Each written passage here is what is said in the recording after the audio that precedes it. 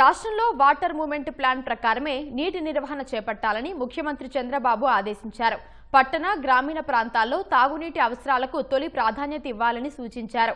ప్రస్తుతం లోటు వర్షపాతం పరిస్థితుల నేపథ్యంలో రిజర్వాయర్లు, చెరువుల్లో నీటి నిల్వల్ని, భూగర్భ జలాలను సద్వినియోగం చేసుకునేలా కార్యాచరణ ఉండాలని దిశానిర్దేశం చేశారు. రాష్ట్ర సచివాలయంలో జలవనరుల శాఖపై ముఖ్యమంత్రి చంద్రబాబు సమీక్ష నిర్వహించారు. పోలవరం, వెలిగొండ ప్రాజెక్టు పనుల పురోగతి, ప్రాధాన్యత క్రమంలో చేపట్టనున్న 36 ప్రాజెక్టులు, రాష్ట్రంలోని రిజర్వాయర్లలో నీటి నిల్వలు, నీటి విడుదల, తాగునీటి సరఫరా నిర్వహణ ప్రణాళిక, జలధార, జలహారతి కార్యక్రమాల అమలుపై సీఎం అధికారులకు దిశానిర్దేశం చేశారు. పోలవరం ప్రాజెక్టులో ఇప్పటి వరకు 89.9% మేర సివిల్ పనులు పూర్తయ్యాయని అధికారులు వివరించారు. పోలవరం ఎడమ కాలువ పనులు యుద్ధ ప్రాతిపదికన పూర్తి చేస్తున్నట్టు జలవనరుల శాఖ సీఎం దృష్టికి తీసుకువచ్చింది. ఈసీఆర్ఎఫ్ గ్యాప్ 1, గ్యాప్ 2 పనులు శరవేగంగా చేపట్టామని తెలిపారు. ఇటీవల 14 లక్షల క్యూసెక్కుల వరద ప్రవాహాలు గోదావరికి వచ్చినా ప్రాజెక్టు పనులకు ఎలాంటి ఇబ్బంది లేకుండా కొనసాగించామని గుర్తు చేశారు. డ్యాం సైట్ వద్ద రహదారులతో పాటు డ్యాం నిర్వహణకు అవసరమైన మౌలిక సదుపాయాల పనులు కూడా చేపట్టాలని సీఎం సూచించారు. ప్రాజెక్టు సమీపంలో గండి పోసమ్మ ఆలయాన్ని పరిరక్షిస్తూ స్థానికుల సెంటిమెంట్ను కాపాడేలా కార్యాచరణ చేపట్టాలని ముఖ్యమంత్రి ఆదేశించారు. వచ్చే ఏడాది మార్చి కల్లా విశాఖ వరకు ఎడమ కాలువ బ్యాలెన్స్ పనులు పూర్తి చేయాలని స్పష్టం చేశారు. అనకాపల్లి వరకు ఉన్న నీటి వనరులు, రిజర్వాయర్లు, చెరువుల్లో నీటిని నింపాలని ముఖ్యమంత్రి దిశానిర్దేశం చేశారు. పోలవరం కుడి ఎడుమ కాలువల్లో 17,500 క్యూసెక్కుల నీటి ప్రవాహానికి అనుగుణంగా పనులు చేయాలని స్పష్టం చేశారు. 2 కాలువలకు మంచి పేర్లను సూచించాలని కోరారు. పోలవరం ప్రాజెక్టు సమీపంలోని ప్రాంతాలను సద్వినియోగం చేసుకోవడంతో పాటు పర్యాటకంగానూ తీర్చిదిద్దాలన్నారు. ఈ రోజుకు చూసినట్లయితే సివిల్ వర్క్స్ చూస్తే 90% పూర్తయినటువంటి పరిస్థితి. భూసేకరణ చూస్తే ల్యాండ్ ఎక్విజిషన్ 94% కంప్లీట్ చేసినటువంటి పరిస్థితి. అదేవిధంగా ఆర్ఎండ్ఆర్ పీడిఎఫ్ చూస్తే 52% పూర్తి చేసినటువంటి పరిస్థితి. మిగిలిన బ్యాలెన్స్ పనులు కూడా మరి త్వరితగతంగా అంటే ఇచ్చినటువంటి షెడ్యూల్ ప్రకారమే పనులు జరుగుతున్నటువంటి పరిస్థితి. అందులో ముఖ్యంగా ఈ యొక్క ఆర్ఎండ్ఆర్, అదేవిధంగా ల్యాండ్ ఎక్విజిషన్కి సంబంధించి కానీ, కాలనీలకు సంబంధించి కానీ వర్క్ డిసెంబర్ కల్లా కంప్లీట్ అయ్యేటువంటి విధంగా అంటే ప్రాజెక్ట్ని ప్రారంభించడానికి ఒక 6 నెలలు ముందుగానే ఒక షెడ్యూల్ను కూడా రూపొందించుకుని ఆ షెడ్యూల్ ప్రకారం ఆర్ఎండ్ఆర్ ఎల్ఏ కాలనీస్ కంప్లీట్ కావాలని చెప్పి కూడా చంద్రబాబు నాయుడు గారు ఆదేశించేటువంటి విషయాన్ని కూడా ఈ సందర్భంగా తెలియజేసుకుంటూ, అదేవిధంగా పోలవరం అనేది ఒక ఇరిగేషన్ ప్రాజెక్టుగానే కాదు, భవిష్యత్తులో ఒక టూరిజం హబ్గా కూడా ఉండాలి.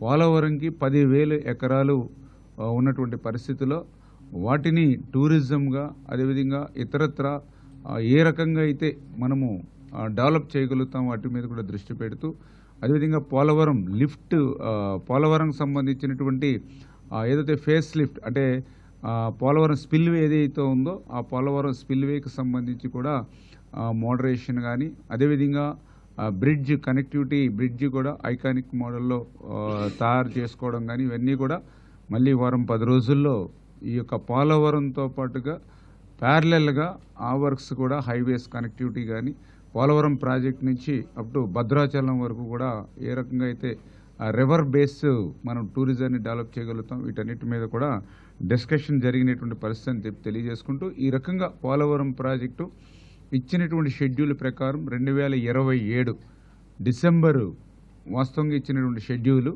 కానీ చంద్రబాబు నాయుడు గారు పుష్కరాలు వస్తూ ఉన్నాయి కాబట్టి పుష్కరాల కంటే ముందుగానే కంప్లీట్ చేయండి మార్చి నెలకి అన్న ఏదైతే ఆదేశాలు ఇచ్చారో దాని ప్రకారమే ఈ 2027 మార్చి కల్లా కంప్లీట్ చేసేటువంటి లక్ష్యంగానే ఈ పనులు జరుగుతూ ఉన్నాయి.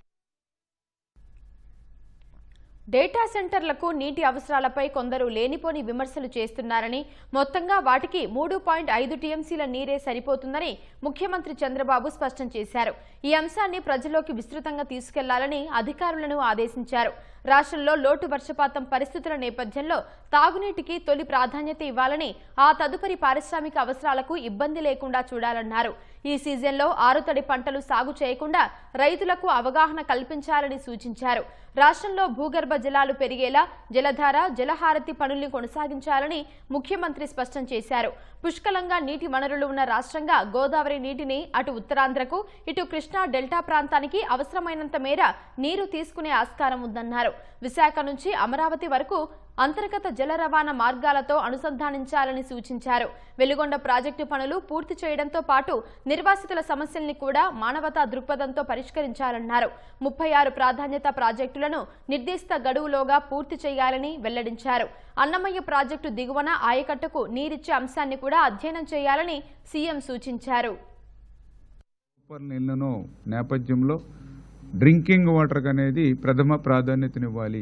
గవర్నమెంట్ ఆఫ్ ఇండియా కూడా ఇన్స్ట్రక్షన్స్ రేపు 2027 జూన్ వరకు కూడా ఇప్పుడు ఉన్నటువంటి నీటిని భద్రపరచుకోవాలి. దీన్నే మనము కలెక్టర్స్ ఆధ్వర్యంలో ప్రతి జిల్లాలోనూ కూడా ఇరిగేషన్, రెవెన్యూ, అగ్రికల్చర్ 3 డిపార్ట్మెంట్లను కూడా కోఆర్డినేట్ చేసుకుంటూ కలెక్టర్స్ ఆధ్వర్యంలో ప్రజల్ని, రైతుల్ని ఎప్పటికప్పుడు ఎడ్యుకేట్ చేసుకుంటూ మనం ఇచ్చేటువంటి నీళ్లు త్రాగునీరుకే ఉపయోగించుకోవాలి. త్రాగునీటి అవసరాలను మించి ఎక్కడైనా మనకు నీళ్లుంటే అది ఆరుతడి పంటలకు మాత్రమే ఉపయోగించుకోవాలి. ఒక్క గోదావరి డెల్టాకు మాత్రమే మనం ఈ ఖరీఫ్కి మనము సాగుకి ఏదైతే వరి సాగుకి ఇస్తూ ఉన్నాం, మిగిలిన ప్రాంతాల్లో డ్రింకింగ్ వాటర్ అనేదే ప్రాధాన్యత. ఆ డ్రింకింగ్ వాటర్కి మించి ఎక్కడైనా మనకు ఉంటే అది ఆరుతడి పంటలకు మాత్రమే వెళ్ళాలి తప్ప మరి వేరే ఉన్న వాటిని నీటిని మనం ఈ రోజునే ఉపయోగించుకుంటే పొద్దున మళ్ళీ 2027 జూన్ వరకు, ఎందుకంటే రాబోయే సూపర్ ఎల్నోలో ఈ సెప్టెంబర్, అక్టోబర్కి కూడా మరి ఇంకా రెయిన్ఫాల్ చూస్తే మన ఏపీలో ఇంకా మైనస్గానే ఉంటుంది. టెంపరేచర్స్ పెరుగుతాయంటూ ఉన్నారు, వడగాల్పులు ఉంటాయని చెప్తూ ఉన్నారు. ఇటువంటి స్థితిని అన్నింటినీ కూడా రివ్యూ చేసుకుని ముందుగానే తగు జాగ్రత్తలు తీసుకోవాలనే విషయం మీద కూడా ఈరోజు రివ్యూ మీటింగ్స్ జరిగినాయి అని చెప్పి మీ ద్వారా అందరికి కూడా తెలియజేసుకుంటూ